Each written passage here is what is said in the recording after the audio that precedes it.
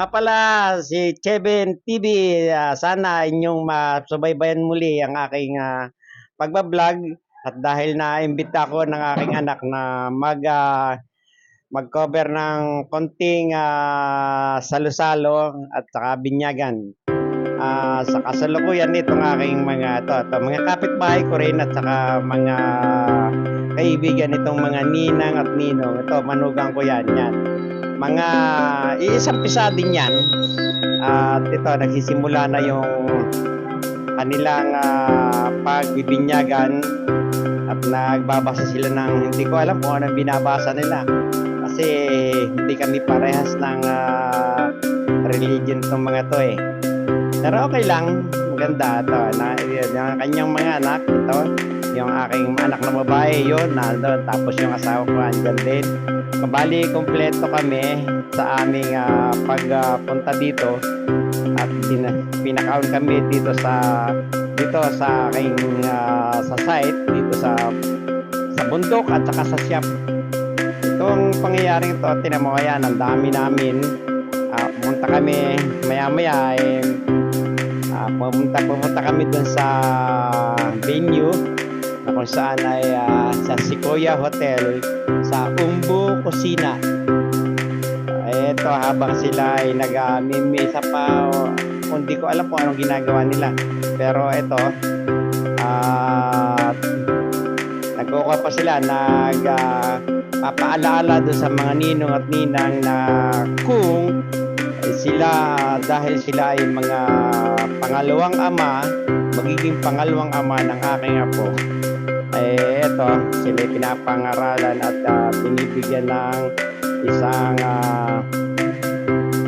binibigyan sila ng mga magandang payo. Ito, binubuhusan na ng tubig yung bata. Mark Robin Maligaya, ayan. So, binubuhusan na nila ng tubig. Tapos hawak-hawak ng kanyang nanay, mama niya. Tapos yung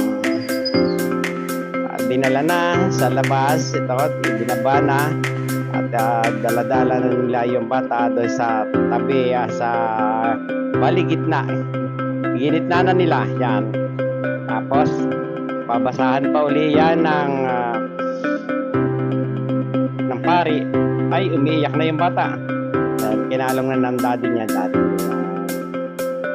Habang yung mga ninang at ninong ay aking picture at ito. Maganda naman, ayos naman yung kanilang mga dating. Napaka-peaceful at bali nakasegregate isang area to na talagang binyagan lang. Hindi nakasalo doon sa mga tao. Balay isang sikretong kwarto ito na nagtataka kung bakit. Sikreto lang, nasa likod ng kanilang simbahan. Pero sa tingin ko medyo matindi ang gastusan yata dito at dahil na ibang klase sikreto to. Naggawa na yung pare, nagbibigay na ng payo, nagbibigay na ng mga sa kanilang mga ninong at ninang.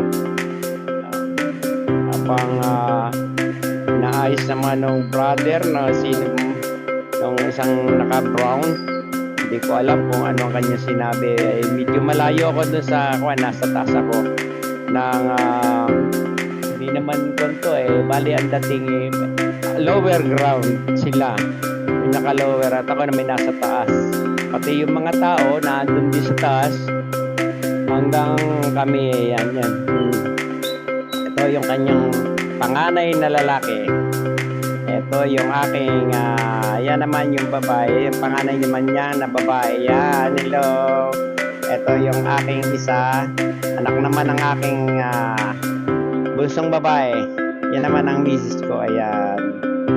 At habang kinukuhanan ko sila, ito yung mga tao, yung mga ninang, abalang-abala sa kanilang pagbibigay ng, hindi ko alam kung anong, medyo malayo ako ay talagang ang dating nanguhula lang ako kung ano yung kanilang ginagawa.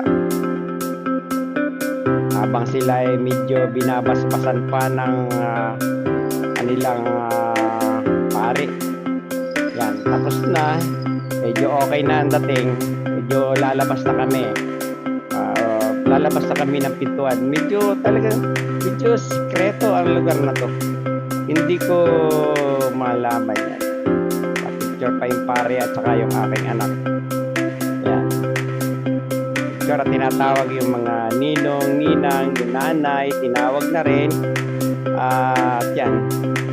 Tapos maya makikita nyo kami naman. Picture. Yan. Sali pa yung pare eh. Talaga naman. Tapos yan na, yung mga ninong, ninang. Ito, habang kami naghihintay at tinatawag na yung mga ninong, ninang, ayan na, darating na sila. Ayan. Ito, kapitbahay ko rin to. Yan, mataba na yun, si Sheila. Ito naman yung bali kapatid yan nung misis ng aking anak yan, yung naka-blue na pantalon. Sila rin. Ito naman yung nanay, yung medyo nakaputing pantalon, yun ang nanay.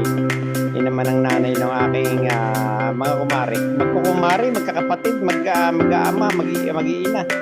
Ayan, tatlo sila dyan. Silang humawak ng tapos sila rin. Bali, hindi naman nagkakalayo. Bali, nakapit-bahay din namin lahat. Yung kanyang mga kinuhang mga kumpare, kumare, para hindi na lumayo ang dahil nang pag lumayo pa, nawalay, wala na, hindi na makilala nung bata, yung kanilang mga inaanak, yung mga ninang at ninong. Sa amin naman, lalo na ako, hindi naman ako kumunina, naghihintay nung tinatawag na aguinaldo, yung pamasko. Wala sa akin yun, wala sa amin. Basta, kung ano man yung meron, kung wala, saka hindi yun mayayaman. Ganda lang ang bis at saka mga kulob lang yung mga yan. Mga ordinary lang yan, mga empleyado rin yan. Eto, yan mga yan. Sama-sama na sila. Bali, ang dating namin dito ay lalabas na kami maya-maya ng konti at didiretso na kami ng Shibuya Hotel doon sa Ombu Kusina. Picture lang muna dahil nang kami yung masama ang panahon, umaambon. Kaya ang dating dito lang muna kami habang medyo malakas ang ulan sa labas, ambon. Uuwi na rin kami at dahil nang kami yan na. Madami na sila, okay na sila. Tapos mamaya mga kumpare naman.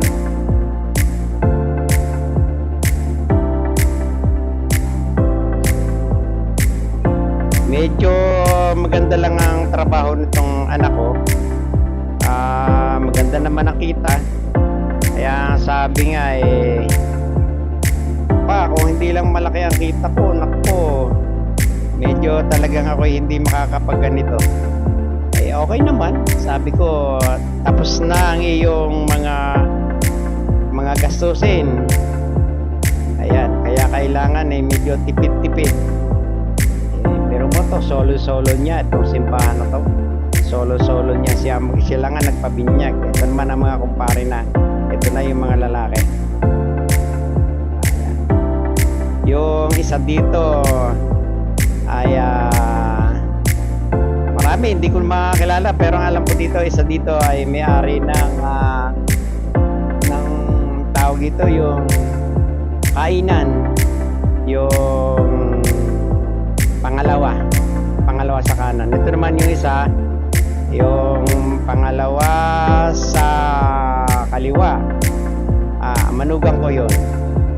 Yan. Ito yung aming photographer na masugid na siya ang kumukuha ng mga events sa kanilang sa kanilang pabinyag. Etong masarap pala photographer, pero sabi ko nag-YouTube ka ba? Sabi hindi, talagang ako sa squad lang ako, photographer lang ako. Yan ang kanyang talaga namang trabaho. Yung mag-anak, eto na ang mag-anak, ito na, papipicture na sila dahil yung para simple remembrance sa kanilang bunso na anak. Itong lalaki ito, ang kulit niyan. Yan yung lalaki na yan. Napakakulit niyan. Ang husay niya sumayaw. Talagang husay din kumanta. Ito naman yung babae. Yan. Yung babae niyang anak. Yan. Ito naman yung nanay. Yung lola. Yan naman yung lola. Umalis na kami. Lumabas na kami. Papunta na kami doon sa aming sasakyan. Ayun, habang kami naglalakad sa pathway, ito, ginagawa namin picture muna ako doon sa labas ng, ayun, ano yung binubuhat ng tao na yun. Ang laki-laking mundo buhat-buhat niya.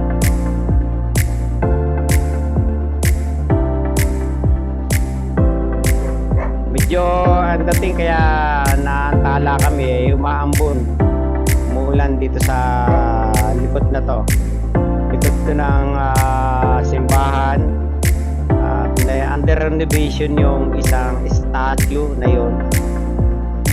Talaga kami medyo halatang medyo gutom na ako. Sabi ko gutom na ako kaya medyo punta na tayo sa aming destination. At talagang hindi mo umalis kami dito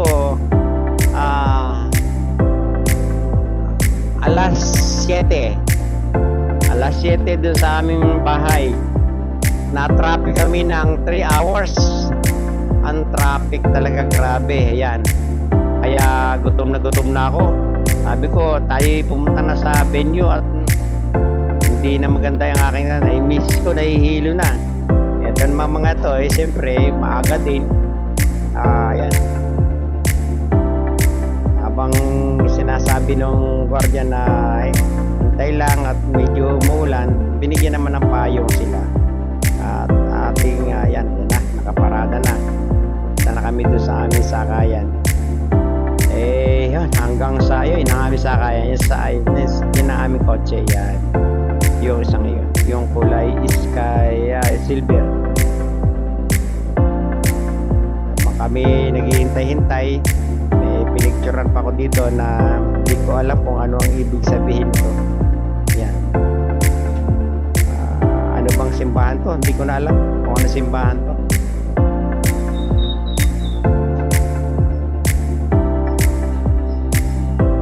Basilica, hindi ko alam kung anong basilica ito.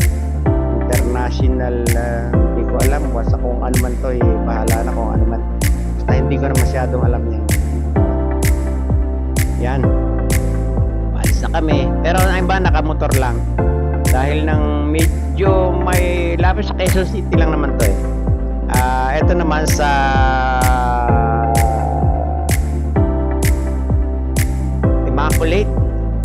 Immaculate hindi ko alam kung ano. Ito na.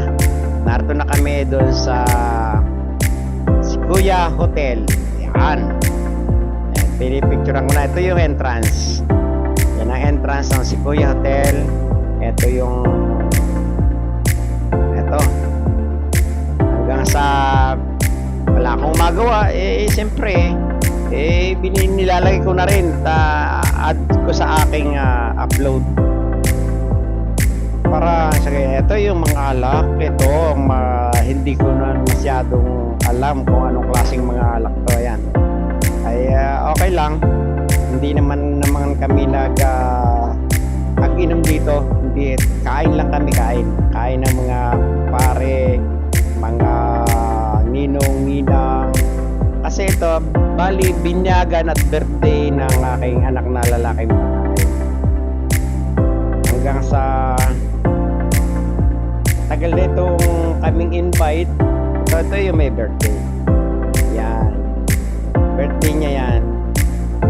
okay naman dahil nung aking yan, kinakantahan na siya. Hindi ko malaman kung magkano yung bayad dyan. Pero ang gastos dito umabot ng 25,000. 25,000 yan.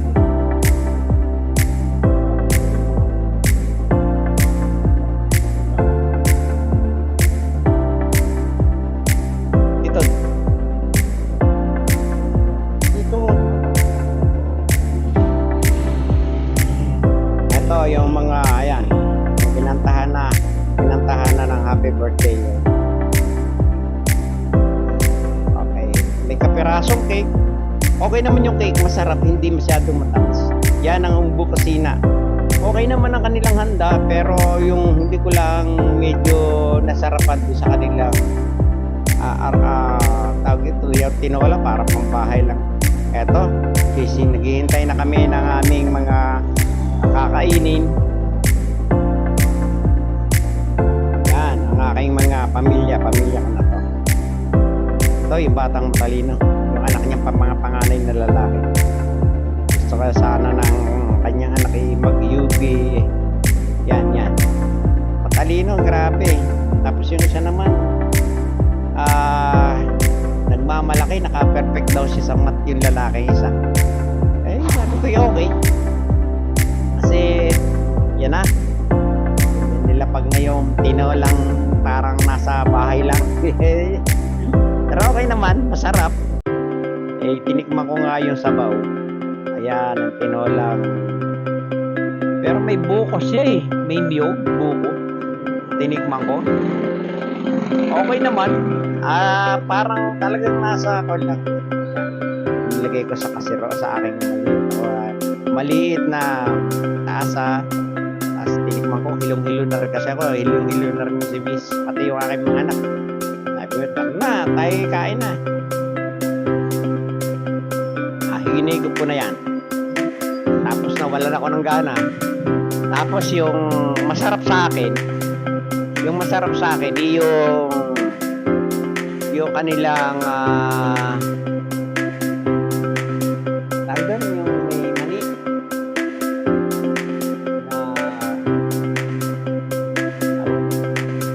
na masarap yun. Mamaya makikita nyo. Kare-kare, doon ako nasarapan. Yun ang aking binakbakan. Kare-kare ay hindi naman ako medyo mahilig sa manok, kaya sabaw lang ang kinakain ko.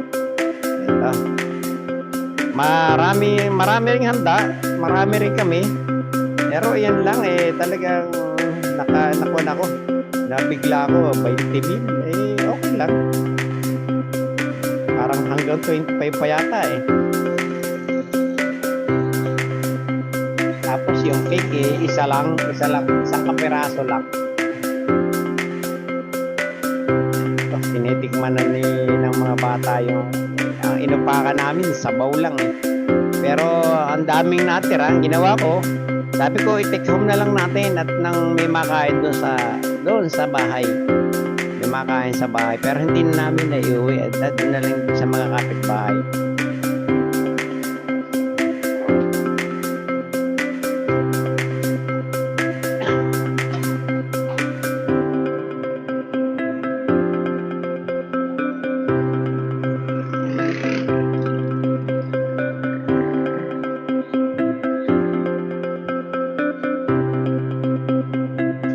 Kompleto na, narito na yung kare-kare, narito na rin yung alamang. Yan ang binanatan ko.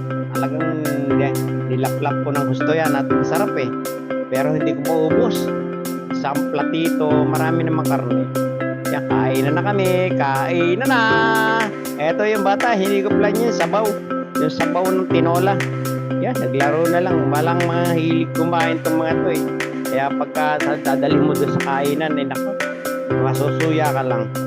Hindi yan, kumain lang ng kaunting karning manok, kaunting fried.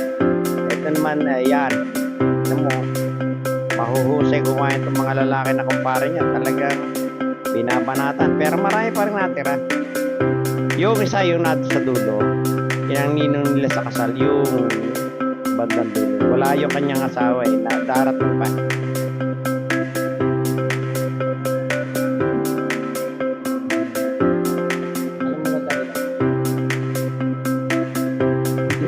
Hello guys, dito shoutout na lang ako doon sa ating mga dumalo sa ating binyagan. At shoutout ako diyan kina Ciela, doon sa nanay, doon sa nag-aalaga, kina Bianca, sa mga kumpare at kumare. At tayo ay pasalamat at sa awa ng Diyos natapos din yung ating binyagan.